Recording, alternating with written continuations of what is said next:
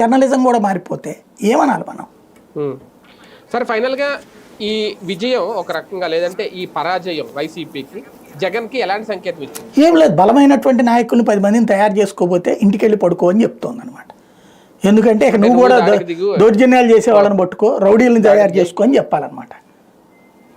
ఇదివరకు రౌడీజం చేసిన ఎమ్మెల్యేలను ఓడగొట్టారు జనం, కానీ మనం అట్లా చెప్పొద్దు. సరైనటువంటి పార్టీ అంటే కమిటెడ్, పార్టీ కోసం ప్రాణం పెట్టే నిజమైన నాయకుల్ని తయారు చేసుకో.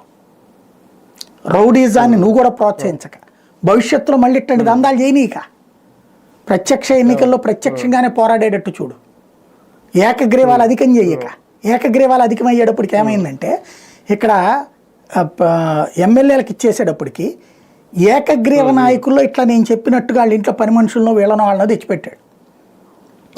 అదే ఎలక్షన్ జరిగేటట్టయితే ఏమయ్యేది?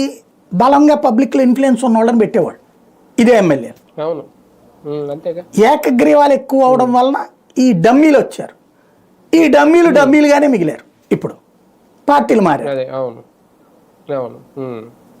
అదే జరుగుతుంది. రైట్. చూద్దాం, మొత్తానికి ఒక రకంగా చూసి